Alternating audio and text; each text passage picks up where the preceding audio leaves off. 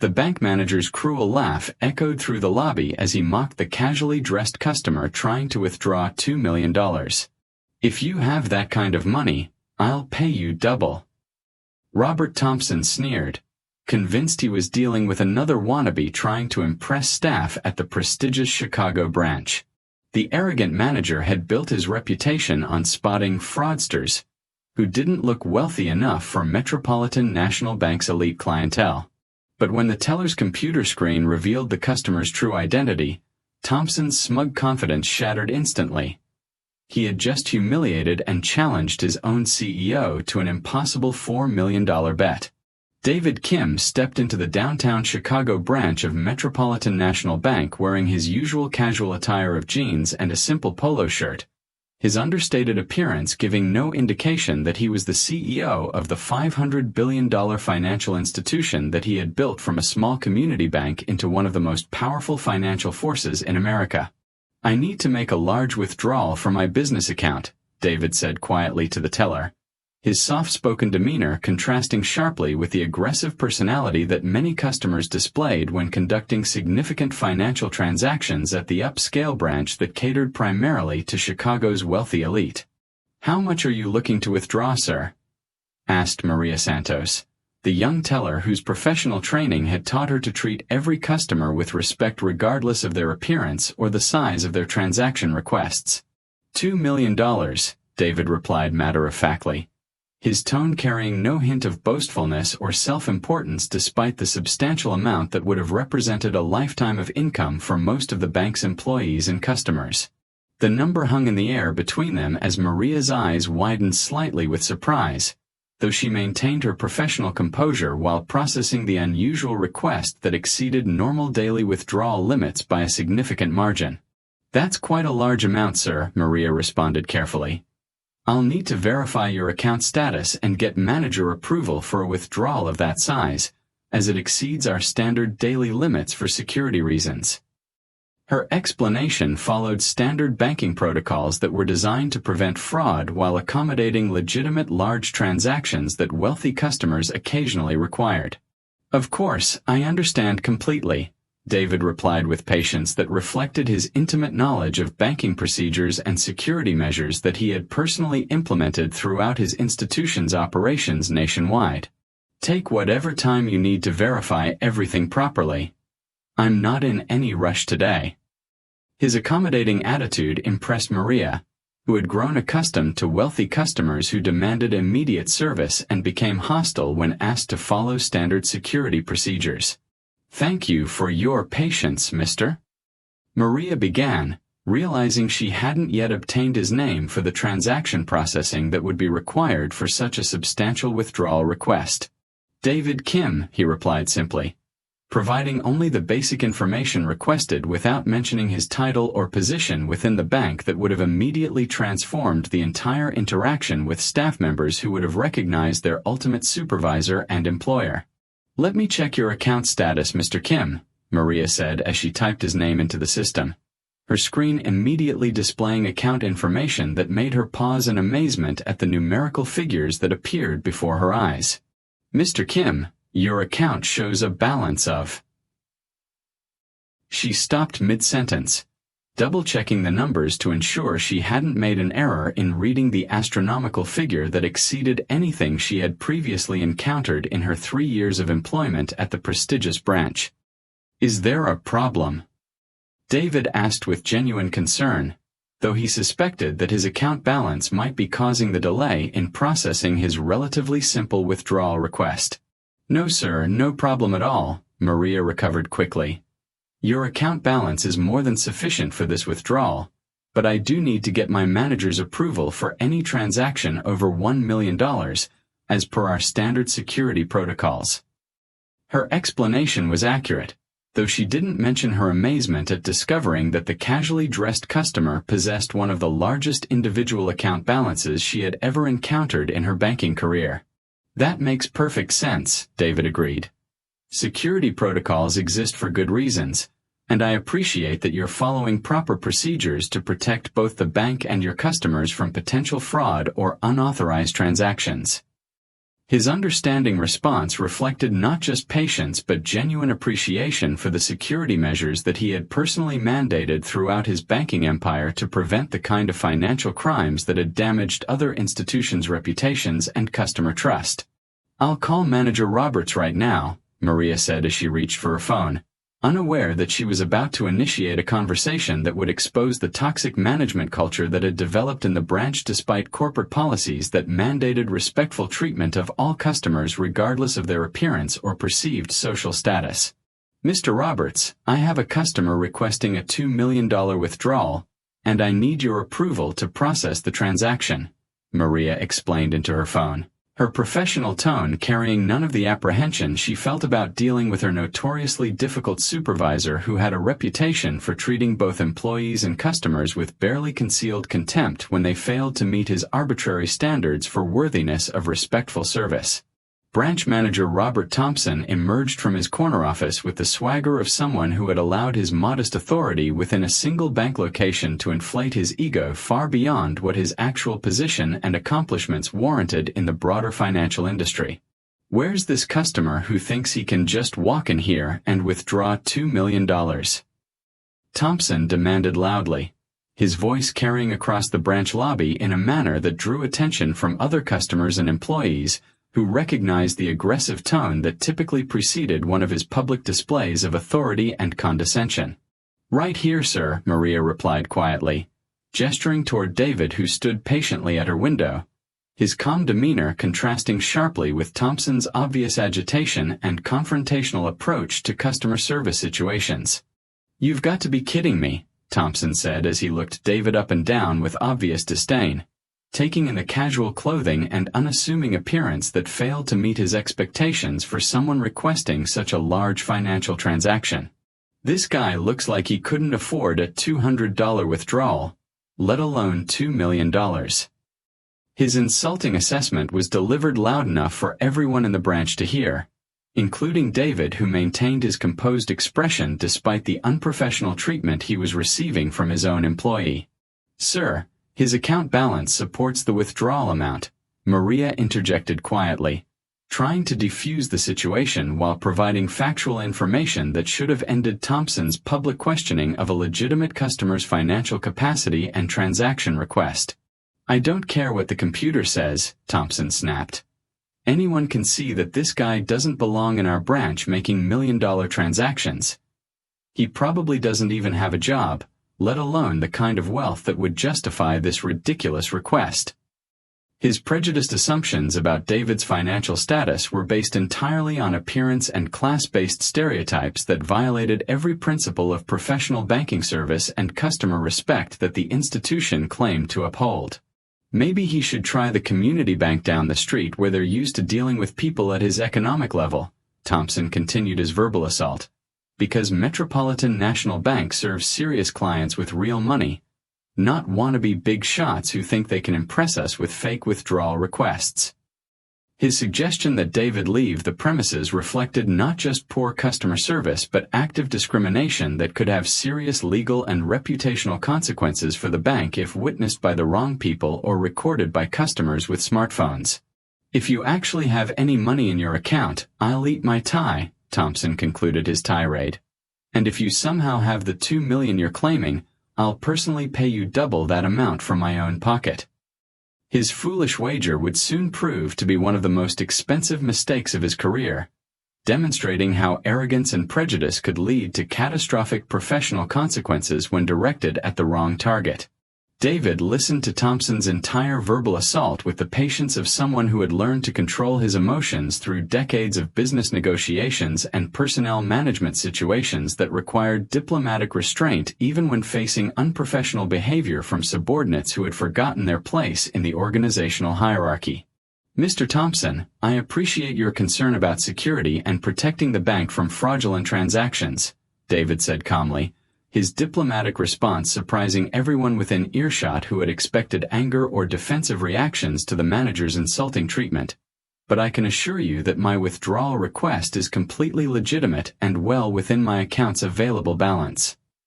His measured tone carried authority that Thompson failed to recognize, focused as he was on maintaining his public display of dominance rather than actually listening to the customer he was supposed to be serving professionally. "Listen, buddy," Thompson replied with increasing aggression. "I've been managing this branch for 8 years, and I can spot a fraud from a mile away. You walk in here dressed like a college student, claim you want to withdraw millions of dollars, and expect us to just hand over the money without asking questions?"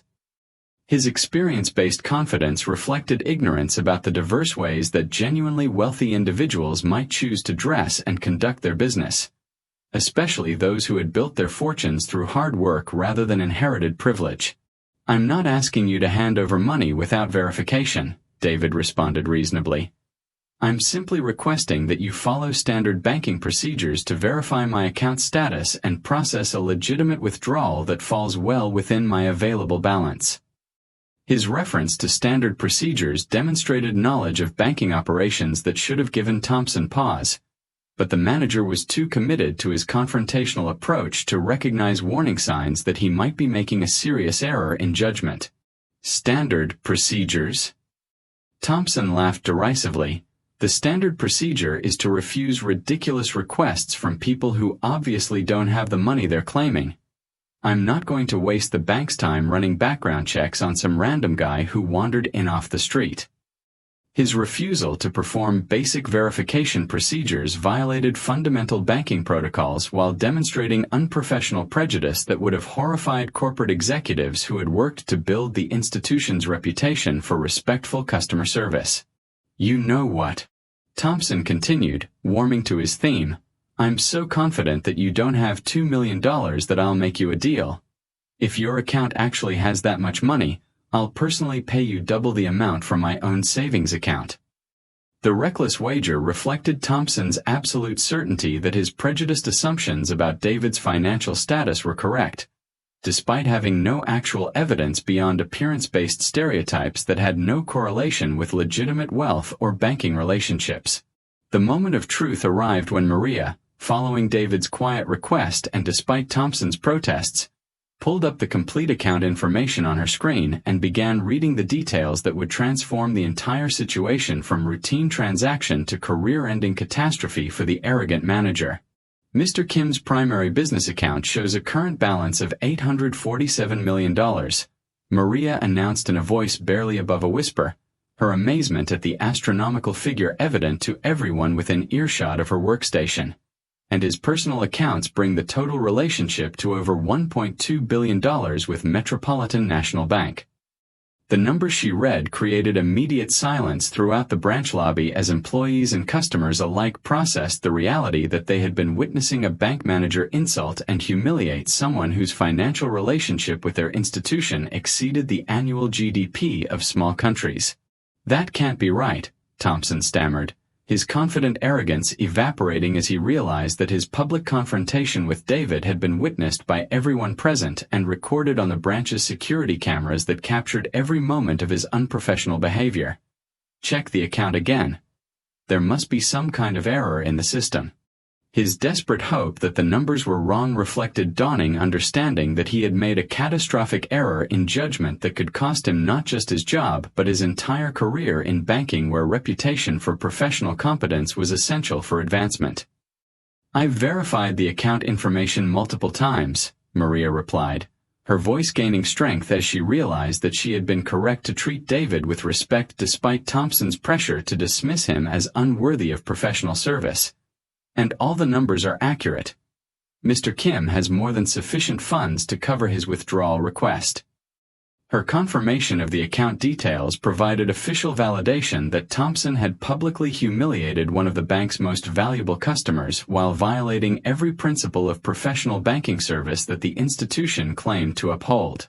Furthermore, Maria continued, reading additional account information that appeared on her screen, "Mr. Kim's accounts show him as chairman and chief executive officer of Metropolitan National Bank, with signature authority on all corporate accounts and unlimited withdrawal privileges." The revelation of David's true identity hit Thompson like a physical blow as he realized that he had been insulting and challenging his own ultimate supervisor, the man who had built the banking empire that employed him and thousands of other people throughout the organization. "Oh my God!" Thompson whispered as the full implications of his behavior became clear. "Mr. Kim, I had no idea. I never."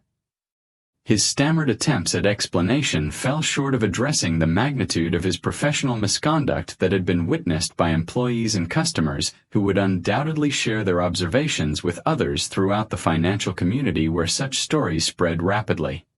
"I believe you mentioned something about paying me double if I had the money I requested," David said quietly, his tone remaining calm despite having endured public humiliation from someone who was supposed to represent his institution's commitment to respectful customer service regardless of appearance or perceived social status. The shocked silence that filled the branch lobby was broken only by the sound of Thompson's rapid breathing as he realized that his foolish wager had committed him to paying $4 million to the CEO of his own bank, an amount that exceeded his lifetime earnings and savings by a factor that made the debt mathematically impossible to fulfill. "Mr. Kim, please, I made a terrible mistake," Thompson pleaded, his earlier arrogance replaced by panic as he understood that his career and financial future hung in the balance of David's response to treatment that no CEO should have to endure from their own employees. "I was just trying to protect the bank from fraud, and I let my judgment get clouded by..." His explanation trailed off as he realized that no justification could excuse his prejudiced assumptions and unprofessional behavior that had violated both company policy and basic human decency. "You were trying to protect the bank?" David asked with mild curiosity, his question highlighting the irony that Thompson claimed to be protecting an institution from its own owner and primary decision-maker. "That's interesting, because I was under the impression that treating customers with respect and processing legitimate transactions were more important protective measures than making assumptions based on their clothing choices." His observation about proper banking priorities exposed the fundamental flaw in Thompson's approach to customer service while maintaining the diplomatic tone that had characterized his responses throughout the confrontation. "Sir, I know there's no excuse for how I treated you," Thompson continued his desperate attempt at damage control. "But I've worked here for 8 years, and I have a family to support, and I was just..." His appeal for sympathy fell flat given that he had shown no consideration for David's dignity or the impression his behavior would make on other customers and employees who had witnessed his unprofessional conduct. "Mr. Thompson, you mentioned that you could spot fraud from a mile away," David replied calmly. "But it seems like your detection skills might need some calibration if you mistake your own CEO for a potential criminal based solely on his choice to dress casually on a Saturday morning." His gentle mockery of Thompson's claimed expertise highlighted how prejudice and arrogance had led to spectacular failure in judgment, while maintaining the measured tone that prevented the situation from escalating into a screaming match that would have been unprofessional regardless of Thompson's behavior. "About that wager you made," David continued. "I assume you were serious about paying double the withdrawal amount if I actually had the funds, which would come to approximately $4 million based on your public promise." His reference to the impossible debt created additional pressure on Thompson while demonstrating that David had been paying attention to every detail of the confrontation despite maintaining his calm demeanor throughout the verbal assault he had endured. "I think we need to have a more private conversation about your approach to customer service and your understanding of this institution's values and policies," David concluded, "because your behavior today suggests some fundamental misconceptions about how Metropolitan National Bank operates and what we expect from our management personnel."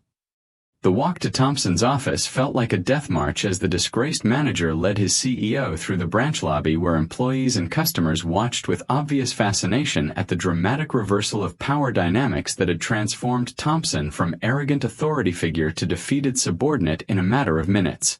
"Please have a seat, Mr. Kim," Thompson offered nervously as they entered his office, though the irony of a branch manager inviting the bank's owner to sit down in what was technically David's own property was lost on neither participant in the conversation that would determine Thompson's professional future. "Can I get you coffee or water or anything while we discuss the situation?" His attempt at hospitality came too late to repair the damage from his public humiliation of someone whose opinion could end his career with a single phone call to human resources.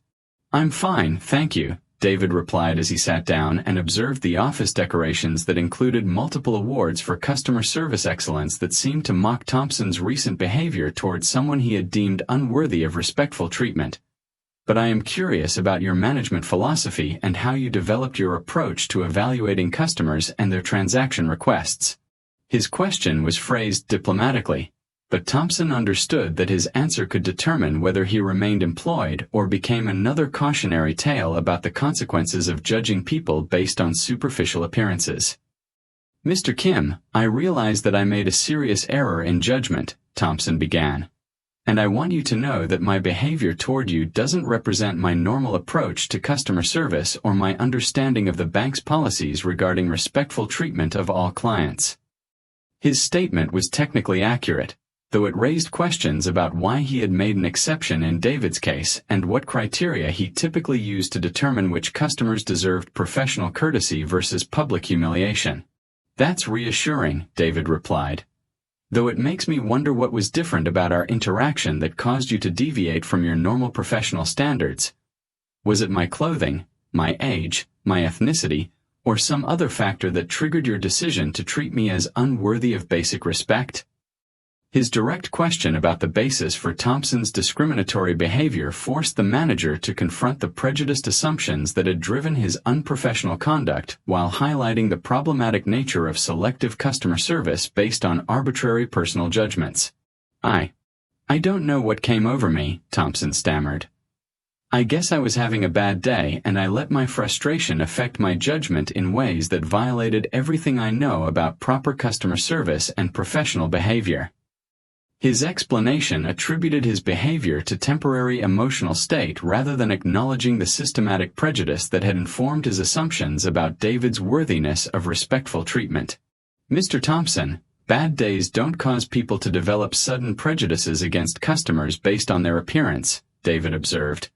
"They reveal prejudices that were already present but normally kept hidden when dealing with people who appear to meet your standards for respectful treatment."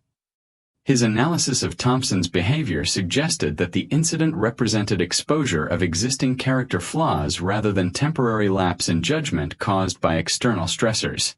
The personnel file that David quietly reviewed on his phone while Thompson continued his attempts at explanation revealed a pattern of customer complaints and employee grievances that painted a picture of systematic problems with the manager's approach to leadership and service that extended far beyond the current incident.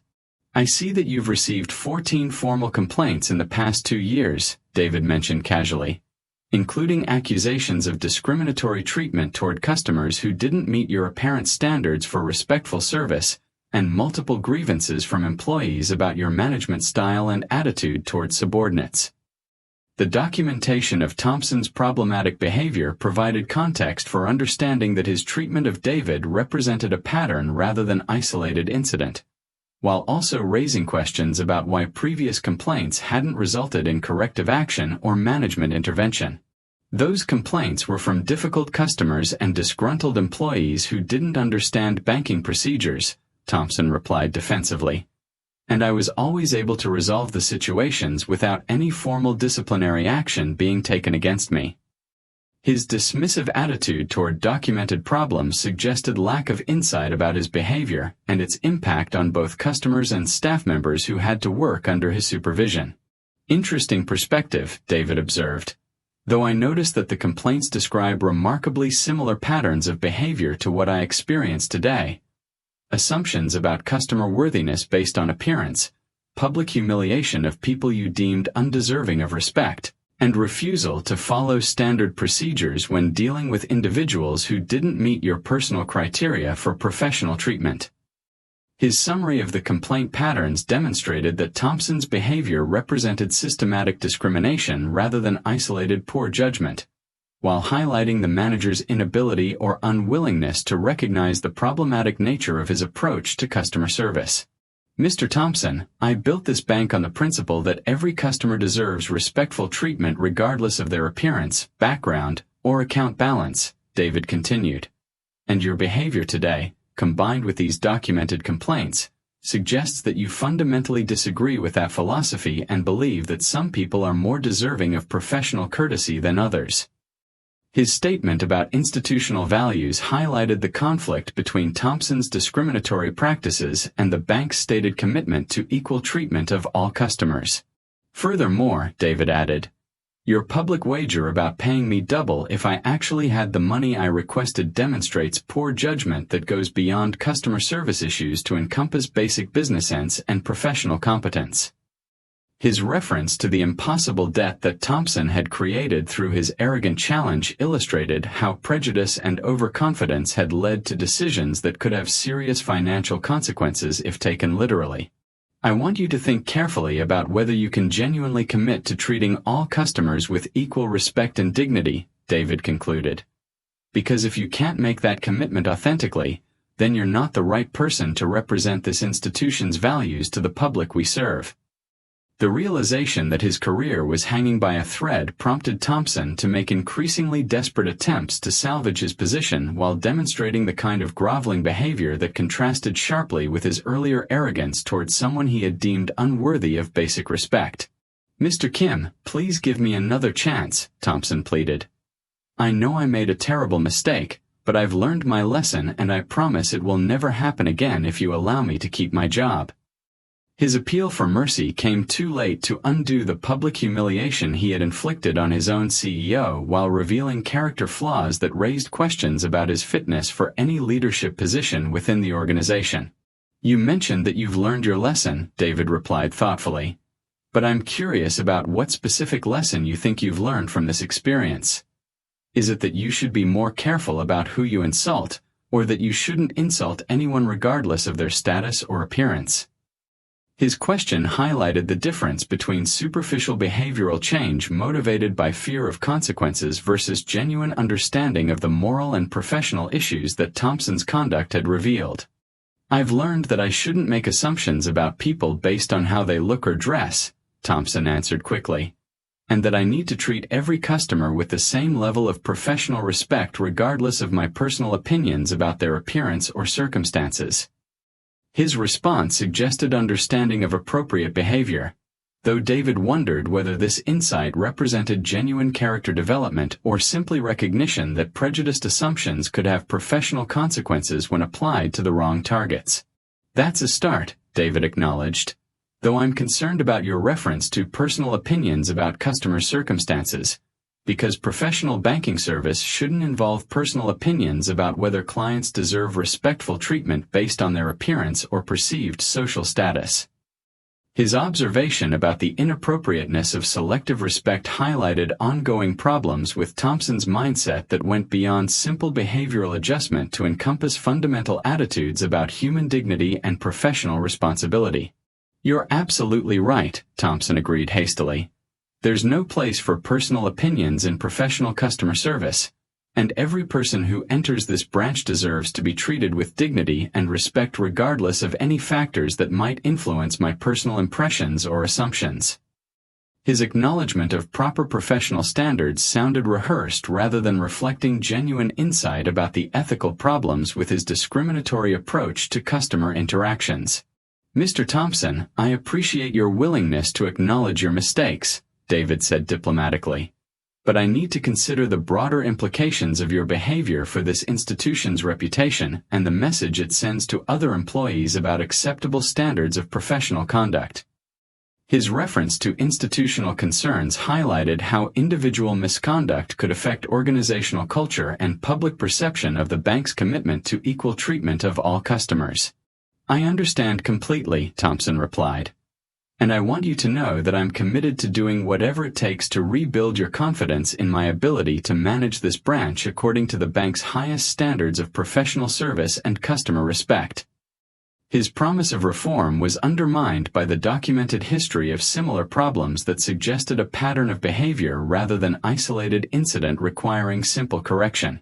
The discussion about Thompson's future with the bank was interrupted by a knock on the office door, followed by the entrance of Maria Santos, who had been instructed to bring documentation of David's account status and withdrawal request to complete the transaction that had started the entire confrontation. "Mr. Kim, I have your withdrawal paperwork ready for signature," Maria said professionally. her respectful tone contrasting sharply with Thompson's earlier treatment while demonstrating the kind of customer service that David expected from all bank employees regardless of their position in the organizational hierarchy. "And I want to apologize for any inconvenience you experienced during your visit to our branch today." Her acknowledgement of the problematic service David had received showed awareness that Thompson's behavior reflected poorly on the entire branch while maintaining professional boundaries about criticizing her supervisor in front of senior management. "Thank you, Maria," David replied warmly. "You handled a difficult situation with exactly the kind of professionalism and customer focus that represents the best of what Metropolitan National Bank stands for in terms of service excellence and respect for all clients." His praise for Maria's performance provided implicit contrast with Thompson's unprofessional conduct while reinforcing the behavioral standards he expected from all employees throughout the organization. "If you don't mind me asking," Maria continued hesitantly, "could you tell me whether Mr. Thompson will face any consequences for his treatment of you today? Because several employees and customers witnessed his behavior and are wondering whether the bank actually enforces its stated policies about respectful customer service." Her question reflected broader concern about institutional integrity and whether management rhetoric about equal treatment was backed up by actual accountability when employees violated those principles in their interactions with customers.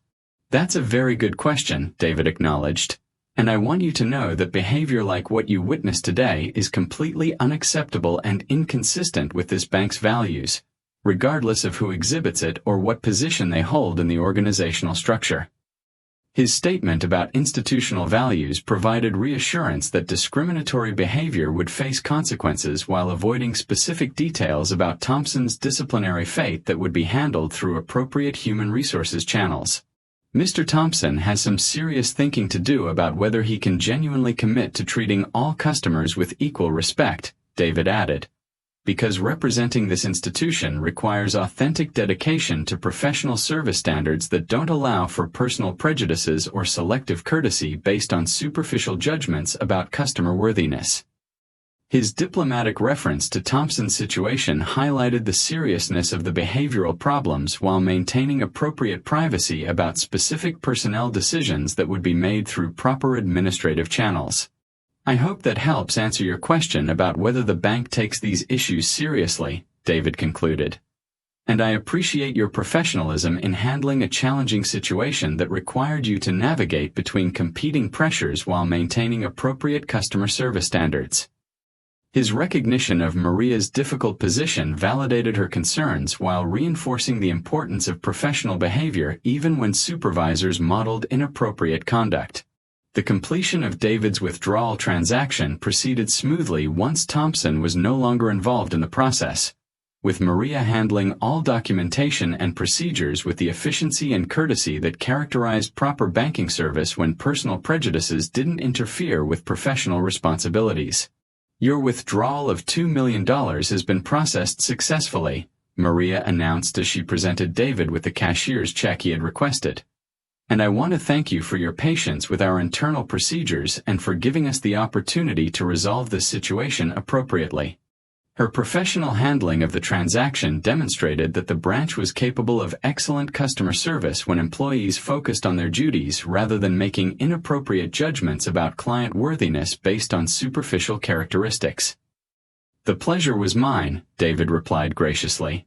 "And I want you to know that your professionalism throughout this entire situation has been exemplary and reflects the kind of employee commitment that makes me proud to lead this organization." His compliment to Maria provided positive reinforcement for appropriate behavior while implicitly contrasting her professional conduct with Thompson's discriminatory approach to customer interactions. "Will you be taking any immediate action regarding Mr. Thompson?" Maria asked quietly, her concern about workplace culture and accountability reflecting broader employee interest in whether management would address problematic behavior that had been witnessed by multiple people. "Because his treatment of customers and staff has been an ongoing issue that affects morale and our ability to provide consistent professional service."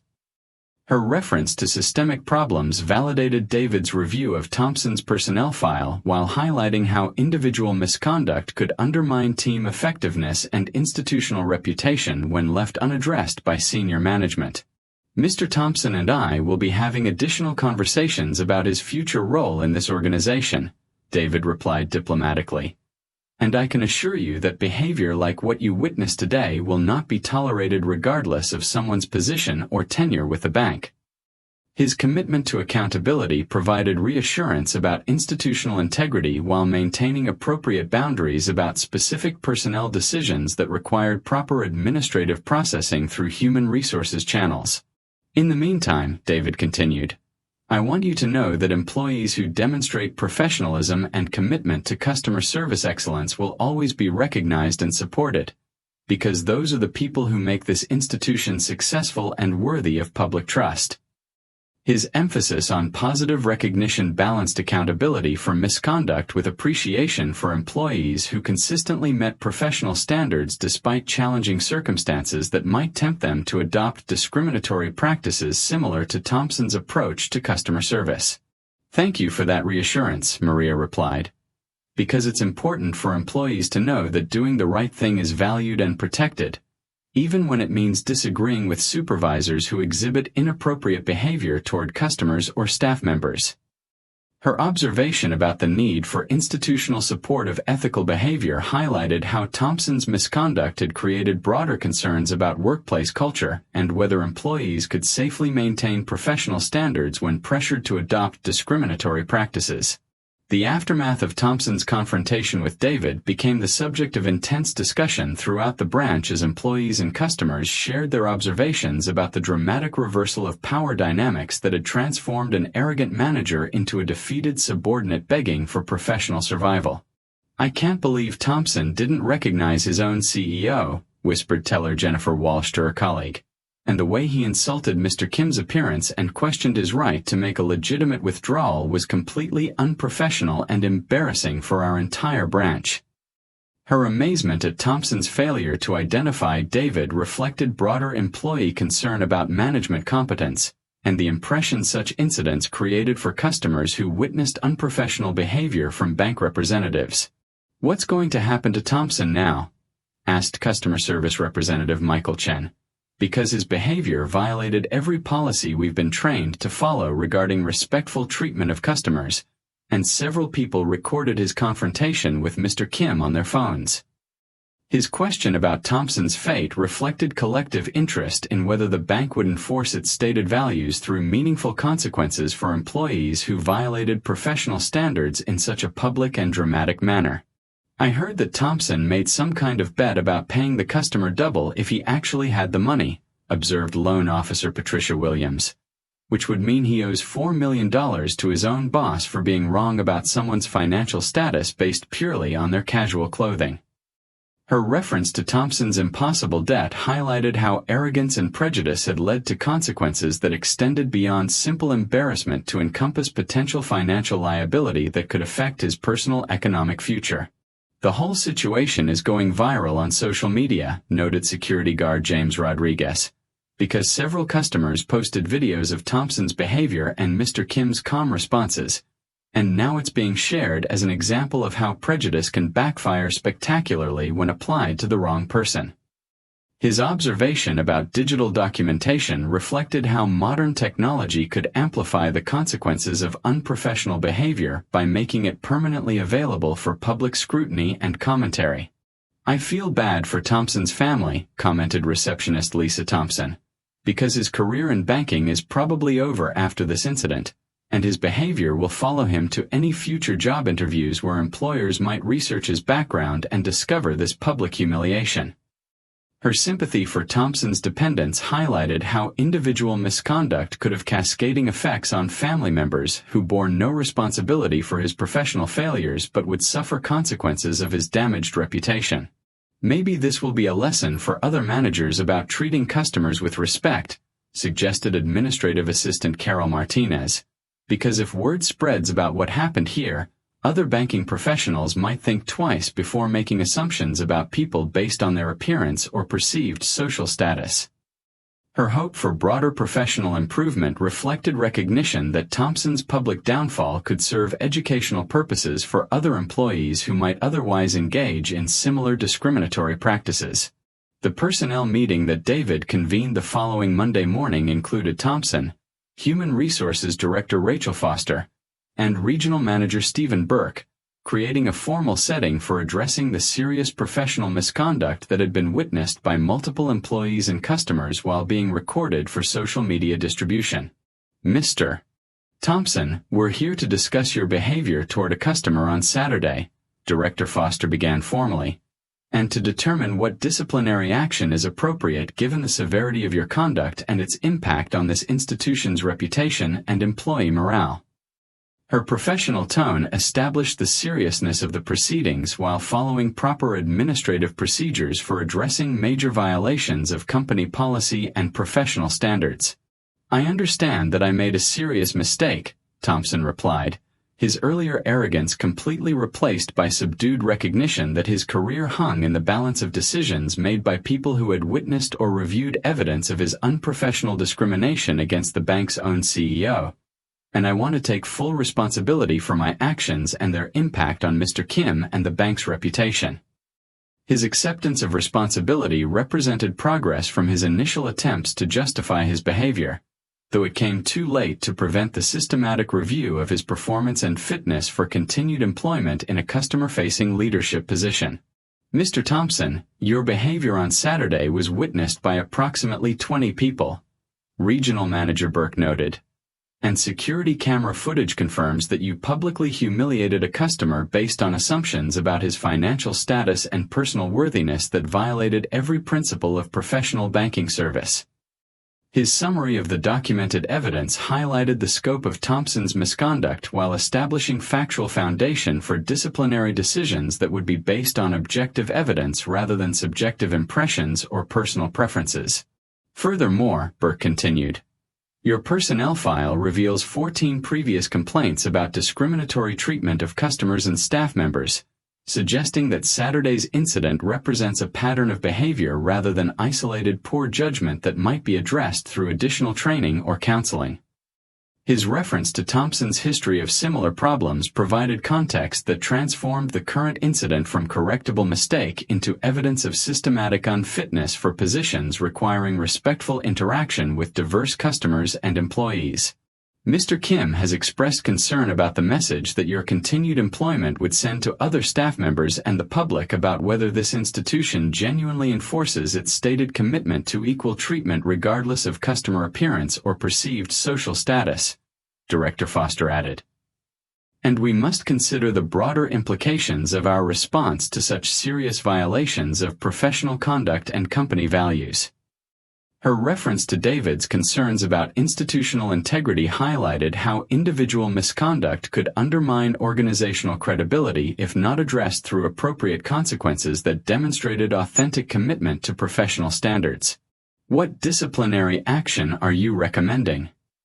Thompson asked quietly, though his resigned tone suggested that he already understood the likely outcome of proceedings that had documented his systematic violations of professional standards over an extended period of time. Based on the severity of your conduct, your history of similar problems, and the public nature of your behavior that has damaged this institution's reputation, Director Foster replied, we have no choice but to terminate your employment effective immediately and to note in your personnel file that you are ineligible for rehire due to discriminatory practices that are incompatible with professional banking service. Her announcement of termination reflected the seriousness of Thompson's violations while establishing clear consequences that would serve as deterrent for other employees who might consider engaging in similar discriminatory behavior toward customers or colleagues. The exit interview that concluded Thompson's 8-year career with Metropolitan National Bank provided opportunity for final reflection on the character flaws and professional misconduct that had led to a spectacular downfall from respected manager to cautionary tale about the consequences of prejudice and arrogance in customer service roles. Mr. Thompson, I want you to understand that your termination isn't just about one incident, David explained during their final conversation. It's about a pattern of behavior that demonstrates fundamental incompatibility with the values that this institution was built on and continues to uphold. His explanation emphasized systematic problems rather than isolated mistakes, providing framework for understanding why Thompson's employment had become unsustainable despite his years of service and apparent professional competence in technical banking matters. "I realize that now," Thompson replied with genuine remorse that had emerged only after facing career-ending consequences for behavior that he had previously viewed as acceptable exercise of managerial authority. "And I want you to know that losing this job has forced me to confront attitudes and prejudices that I didn't even realize I possessed until they cost me everything I had worked to achieve."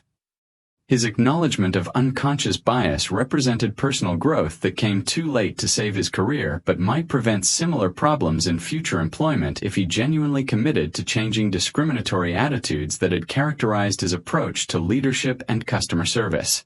"That's an important recognition," David acknowledged. "Though I hope you understand that awareness of prejudice isn't enough. You'll need to actively work to change thought patterns and behavioral responses that led you to treat people differently based on superficial characteristics rather than focusing on their legitimate needs and requests." His advice about personal development highlighted the difference between intellectual understanding of problems and genuine behavioral change that would be required for Thompson to function successfully in any customer service role in the future. "I've already started working with a counselor about these issues," Thompson revealed, "because I realized that my behavior toward you and other customers reflected deeper problems with how I view and judge other people that go beyond simple job-related mistakes." His commitment to professional therapy suggested recognition that his discriminatory attitudes required systematic intervention rather than simple acknowledgement or superficial behavioral adjustments that might not address underlying prejudices. "That's encouraging," David replied. "Though I want you to understand that the damage you've caused extends beyond personal consequences to include harm to employees who witnessed your behavior and customers who experienced your discrimination, all of whom deserve better treatment than you provided." His emphasis on broader impact highlighted how individual misconduct affected entire communities of stakeholders rather than just the perpetrator who faced direct consequences for unprofessional behavior. "Regarding your wager about paying double if I actually had the funds," David continued with slight amusement, "I'm going to waive that debt because I believe you've learned an expensive enough lesson already, and because bankrupting you wouldn't serve any constructive purpose."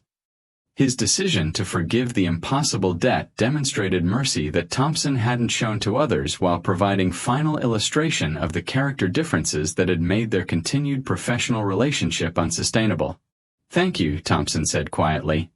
"I don't deserve that kindness after how I treated you, but I appreciate your decision to focus on education rather than revenge as a response to my behavior."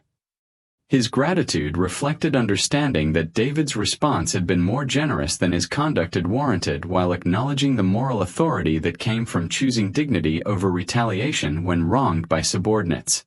"Mr. Thompson, I hope this experience teaches you something valuable about treating all people with respect regardless of their appearance or circumstances," David concluded. "Because everyone deserves basic human dignity, and professional success should never come at the expense of other people's self-worth or sense of belonging in spaces where they have legitimate business." His final lesson emphasized universal human dignity rather than just professional courtesy, providing philosophical framework that might guide Thompson's future interactions with diverse populations in whatever career he pursued after leaving banking. The restructuring of branch management that followed Thompson's termination created opportunities for promotion and advancement among employees who had demonstrated consistent professionalism and commitment to treating all customers with equal respect regardless of their appearance or perceived social status. "Maria, I'd like you to consider applying for the assistant manager position that will be opening," David announced during a staff meeting, "because your handling of Saturday's situation demonstrated exactly the kind of leadership and professional judgment we need in management roles."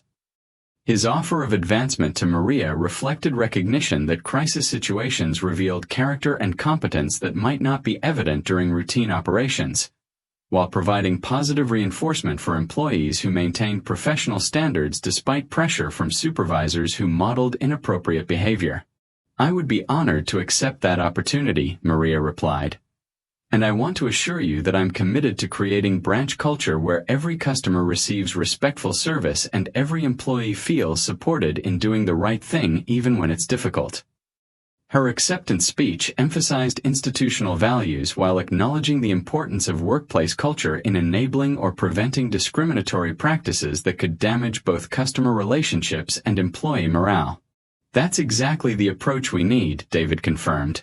And I want you to know that employees who demonstrate integrity and professionalism will always have advancement opportunities in this organization, because those qualities are more important than technical skills or political connections. His emphasis on character over credentials provided guidance for other employees while reinforcing meritocratic principles that rewarded genuine professional excellence rather than favoritism or discrimination.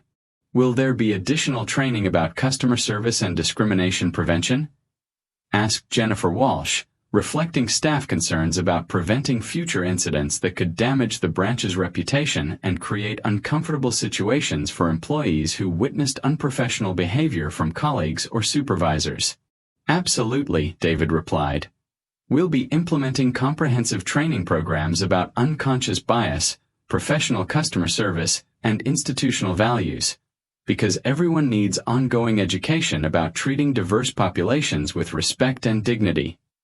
His commitment to systematic training addressed underlying causes of discriminatory behavior while demonstrating institutional dedication to continuous improvement in professional standards and customer relations. The most important lesson from this situation, David concluded, is that our success as an institution depends on treating every person who enters our doors as someone deserving of respect and professional service, regardless of how they look, dress, or speak. His summary emphasized universal dignity while providing clear guidance for future customer interactions that would prevent repetition of the discriminatory behavior that had cost Thompson his career and damaged the branch's reputation among employees and customers who had witnessed his unprofessional conduct.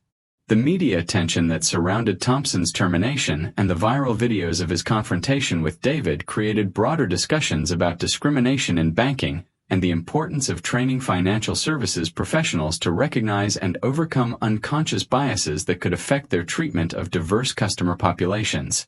This incident highlights systematic problems in how banking professionals are trained to interact with customers who don't fit traditional stereotypes about wealth and financial sophistication, noted diversity consultant Dr. Patricia Williams during a television interview about the case. And it demonstrates the need for comprehensive bias training that goes beyond surface-level courtesy to address underlying assumptions about customer worthiness. Her analysis connected Thompson's individual misconduct to broader industry patterns while advocating for systematic interventions that could prevent similar incidents at other financial institutions throughout the country. The fact that this occurred at a major bank with stated policies about equal treatment suggests that written policies aren't sufficient without ongoing training and accountability mechanisms that ensure actual implementation of non-discriminatory practices, Dr. Williams continued. And this case will likely become a teaching tool for other institutions that want to prevent similar public relations disasters. Her prediction about educational value reflected how high-profile incidents could catalyze broader institutional change when organizations learned from others' mistakes rather than waiting to experience similar problems themselves. What's particularly noteworthy, observed banking industry analyst Robert Chen, is how the CEO's response balanced accountability for misconduct with mercy regarding the impossible debt that the manager had created through his arrogant wager, demonstrating leadership that focused on education rather than revenge. His commentary highlighted David's diplomatic handling of the situation while noting how executive responses to employee misconduct could model appropriate professional behavior even when dealing with subordinates who had violated institutional values and personal dignity. The viral nature of this incident will likely influence banking practices nationwide, Chen predicted, because financial institutions will want to avoid similar embarrassment by ensuring that their customer service training addresses appearance-based discrimination and unconscious bias that could lead to public humiliation of valuable clients. His forecast about industry-wide impact demonstrated how individual incidents could create systemic change when documented through social media platforms that amplified local problems into national conversations about professional standards and institutional integrity. The most significant aspect of this case, concluded civil rights attorney Jennifer Martinez, is how it demonstrates that discrimination based on appearance or perceived social status can backfire spectacularly when applied to the wrong target. But the real lesson should be that such treatment is wrong regardless of who the victim might be. Her emphasis on universal principles rather than just consequences for mistakes highlighted the moral dimension of professional conduct, while advocating for consistent respect rather than selective courtesy based on perceived customer importance or social status. The long-term impact of Thompson's termination extended beyond individual consequences to influence Metropolitan National Bank's approach to employee training, customer service standards, and institutional culture in ways that would prevent similar incidents while reinforcing genuine commitment to treating all customers with equal dignity and professional respect. We're implementing new hiring practices that include bias assessment and cultural sensitivity evaluation, announced Human Resources Director Rachel Foster during a company-wide meeting, because technical banking skills aren't sufficient if employees can't interact respectfully with diverse customer populations who may not conform to traditional expectations about wealth or financial sophistication. Her description of enhanced recruitment procedures reflected recognition that preventing discrimination required screening for character and attitude rather than relying solely on professional qualifications that didn't predict respectful treatment of all customers regardless of their appearance or background. Additionally, we're establishing customer feedback systems that allow people to report discriminatory treatment without fear of retaliation, Foster continued. Because institutions can only address problems they know about, and customers need safe channels for reporting unprofessional behavior that violates our stated values and policies. Her announcement about accountability mechanisms demonstrated institutional commitment to ongoing improvement while acknowledging that preventing discrimination required systematic monitoring rather than assuming that written policies would automatically translate into appropriate behavior. The Thompson incident has taught us that unconscious bias can affect even experienced professionals who believe they're treating customers fairly, Foster acknowledged. And we need regular training and assessment to help employees recognize and overcome prejudices that might influence their professional interactions. Her analysis of the learning opportunity reflected mature institutional response that focused on prevention rather than just punishment while recognizing that discrimination often resulted from unconscious attitudes rather than deliberate malice. Most importantly, Foster concluded, we want every employee to understand that professional success in this organization depends on treating all people with respect and dignity, because that's not just good customer service. It's the foundation of human decency that makes our work meaningful beyond mere financial transactions. Her emphasis on moral significance elevated customer service from business necessity to ethical imperative while providing philosophical framework that could guide employee behavior in situations where policies might not provide specific guidance. The transformation of Thompson's misconduct into systematic institutional improvement demonstrated how individual failures could catalyze positive organizational change when leadership responded with wisdom rather than simply seeking to minimize embarrassment or avoid liability.